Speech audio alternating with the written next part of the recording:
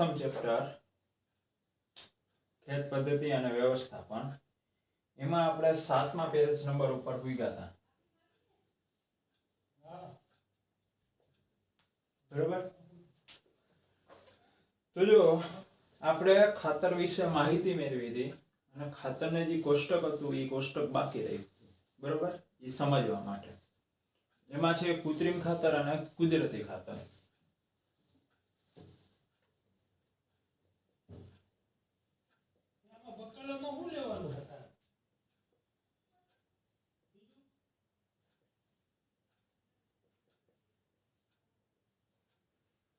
એની વિશે માહિતી મેળવવાની છે. આઈએમપી પ્રશ્ન હે, પૂછાયા પરીક્ષામાં. એમાં પહેલો મુદ્દો એમ છે કે કૃત્રિમ ખાતર એ એક અકાર્બનિક ક્ષાર છે. કેવો ક્ષાર છે? અકાર્બનિક.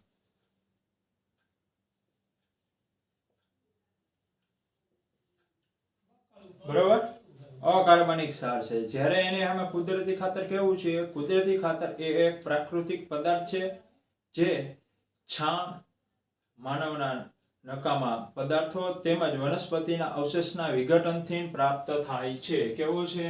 એટલે કે કાર્બનિક. કાઉન્સમાં લખી શકીએ આપણે પ્રાકૃતિક.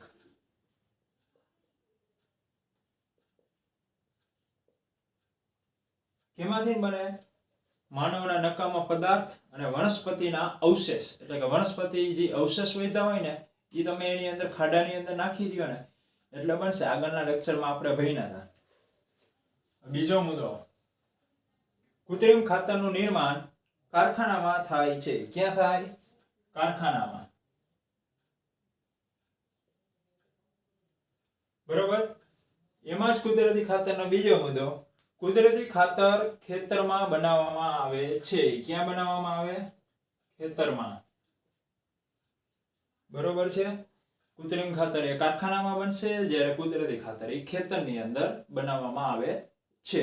હવે જો ત્રીજો મુદ્દો, કૃત્રિમ ખાતરથી જમીનને સેન્દ્રિય પદાર્થો પ્રાપ્ત થતા નથી.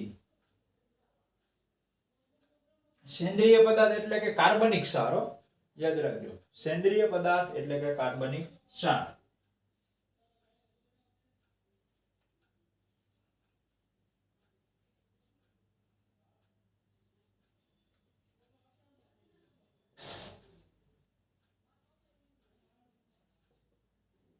બરોબર.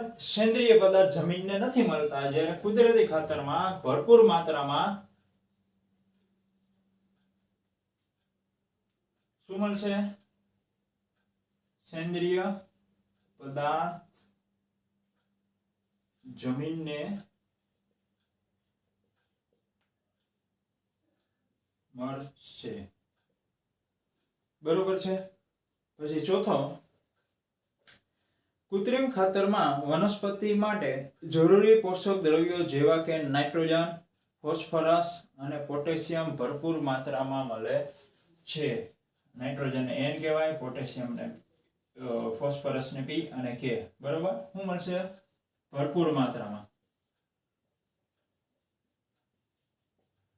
જ્યારે કુદરતી ખાતરમાં વનસ્પતિ માટે જરૂરી પોષક દ્રવ્ય તુલનાત્મક રીતે ઓછી માત્રામાં મળે છે.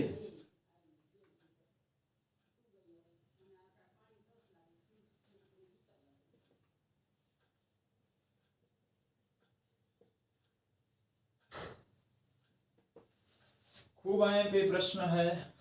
બરોબર. કૃત્રિમ ખાતર અને કુદરતી ખાતર એનો આપણે તફાવત ભણ્યા. કેવી રીતે?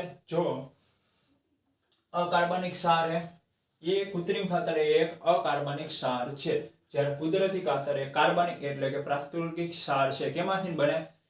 માનવના નકામા પદાર્થો અને વનસ્પતિના અવશેષમાંથી કુદરતી ખાતર બનશે. કારખાનામાં બનાવવામાં આવે છે, આ ખેતરમાં બનાવવામાં આવે છે. સેન્દ્રિય પદાર્થ જમીનમાં નથી મળતા, જ્યારે સેન્દ્રિય પદાર્થ જમીનની અંદર મળે છે. કુદરતી ખાતર એ જમીનની અંદર સેન્દ્રિય પદાર્થ આપે છે. બીજું, NPK એટલે કે નાઇટ્રોજન, ફોસ્ફરસ અને પોટેશિયમ આ ખાતરની અંદર ભરપૂર માત્રામાં હોય છે, જ્યારે કુદરતી ખાતરમાં પોષક દ્રવ્યો ઓછી માત્રામાં હોય છે એટલે વધુ પડતું ખેડૂત આનો ઉપયોગ કરશે.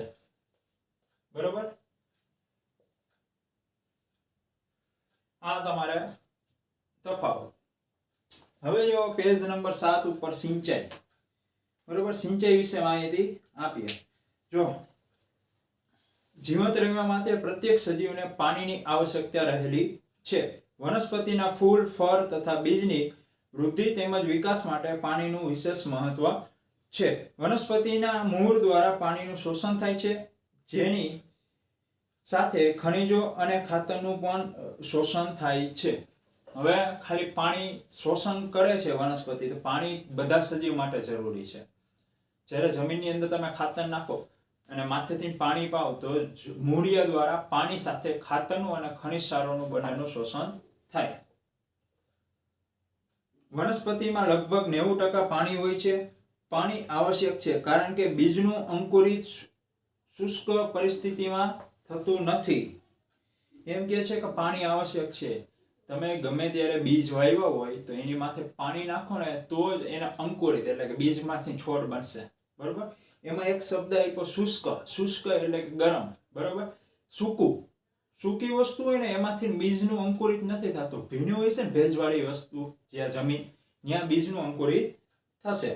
પાણીમાં ઓગળેલા ખનિજોનું વહન વનસ્પતિના પ્રત્યેક ભાગમાં થાય છે. તે પાકને ઠંડી તેમજ ગરમ હવાથી રક્ષણ આપે છે. કોણ આપશે? ખનિજો. સ્વચ્છ પાકના ઉછેર માટે જમીનમાં પાણીને ભેજ જાળવી રાખવા માટે ખેડૂતમાં નિયમિત રૂપે પાણી આવશ્યક છે. શા માટે? કારણ કે જમીનની અંદર ભેજ ધારણ ક્ષમતા વધારવા માટે. ભેજ ધારણ ક્ષમતા એટલે કે પાણીને જે જમીન જાળવી રાખે ને એ જાળવતું બંધ ના થઈ જાય એટલા માટે નિરંતર સમય ટુ સમય પાણી આપવામાં આવશે. સમયાંતરે ખેતરમાં પાણી પૂરું પાડવાની ક્રિયાને સિંચાઈ કહે છે. એમાં લીટી કરી નાખજો, પૂછાય. સિંચાઈ એટલે શું? સમયાંતરે એટલે કે સમયે સમયે. બરોબર, સમયે સમયે ખેતરમાં પાણી પૂરું પાડવાની ક્રિયાને શું કહેવાય? સિંચાઈ. સિંચાઈનો સમય અને માત્રા દરેક પાક મુજબ, જમીન મુજબ અને ઋતુ મુજબ જુદા જુદા હોય છે. અમુક ઋતુ એટલે કે ચોમાસાની ઋતુમાં સિંચાઈ કરવાની જરૂર નથી કારણ કે વરસાદ પડી જાય એટલે પાણી આવી જાય. ઉનાળાની ઋતુમાં થોડા સમયે તમારે સિંચાઈ આપવું જોશે. ઉનાળામાં પાણી આપવાની માત્રા વધારે હોય છે. શા માટે એવું હોય છે? શું જમીન તેમજ પાણી દ્વારા બાષ્પીભવનનો દર વધારે હોવાથી આવું હોઈ શકે છે? તો કે હોઈ શકે. બરોબર, જો બુઝોને પ્રશ્ન થયો, આ વર્ષ પાણી આપતા સમયે હું વધારે સતર્ક રહ્યો છું. ગયા ઉનાળામાં મારા છોડ સુકાઈને મરી ગયા હતા. જો સુકાવા ના દેવા હોય છોડને તો બુઝોને સમયે સમયે પાણી આપવું પડ્યું હોત. જો સમયે સમયે પાણી ના આપ્યું બુઝોએ ઓલા ઉનાળામાં એટલે એના છોડ કેવા થઈ ગયા? સુકાઈને મરી ગયા. બરોબર, સિંચાઈનો સ્ત્રોત એટલે કે ક્યાંથી મળે? બરોબર, તો જો કૂવો, બોર કૂવાઓ એટલે કે આપણે બોરવેલ હોય ને જે વાળીએ ઈ, તળાવો, સરોવર, નદીઓ, બંધ તેમજ નહેરો એ સિંચાઈના સ્ત્રોત છે. સિંચાઈના સ્ત્રોત કયા કયા છે? જો કૂવાઓ છે, બોર કૂવાઓ છે, તળાવો છે, સરોવર છે, નદીઓ છે, બંધ છે તેમજ નહેરો એ સિંચાઈના કેવા છે? સ્ત્રોત છે. સિંચાઈની પરંપરાગત રીત કઈ કઈ છે? જો પરંપરાગત એટલે કે જૂની રીત. કૂવાઓ, સરોવર તેમજ નહેરોમાં ઉપલબ્ધ પાણીને ખેતરમાં પહોંચાડવાની રીતો જુદા જુદા ક્ષેત્રમાં જુદી જુદી હોય છે. બીજી જગ્યાએ જુદી હોય, આપણી જગ્યાએ જુદી હોય.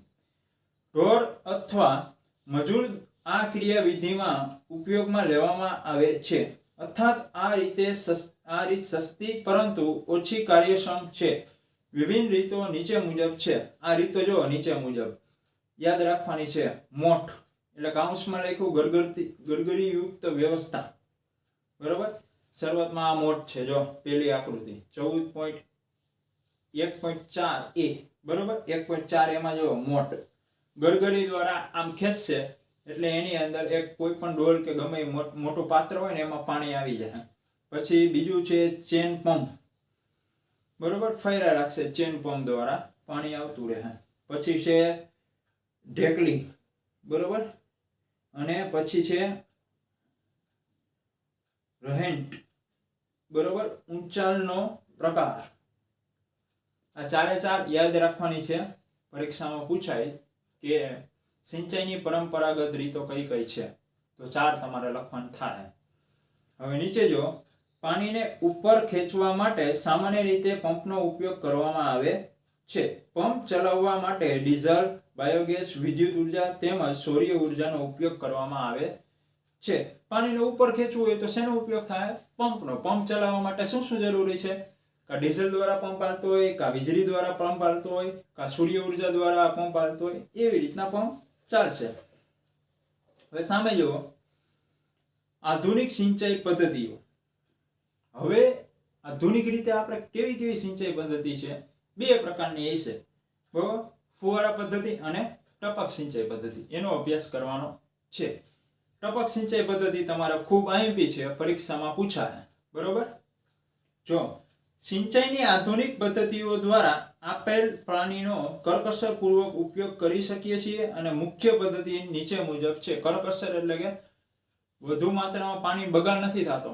જેટલી માત્રામાં જરૂરી છે ને પાણી, એટલી જ માત્રામાં વૃક્ષને પાણી મળશે. જો ફુવારા પદ્ધતિ, આ પદ્ધતિનો ઉપયોગ અસમતલ ભૂમિ માટે કરવામાં આવે છે. અસમતલ એટલે કે સીધી ભૂમિ ના હોય, સમતલ ના હોય, આમ ઉપર નીચે એવી ભૂમિ હશે, બરોબર, એની માટે ઉપયોગ કરવામાં આવશે. જ્યાં પાણી ઓછી માત્રામાં હાજર હોય, બરોબર, પાણી વધુ પ્રમાણમાં નથી મળતું, ત્યાં ખૂબ ઓછી માત્રામાં છે. કાટખૂણે પાઇપલાઇનના ઉપયોગ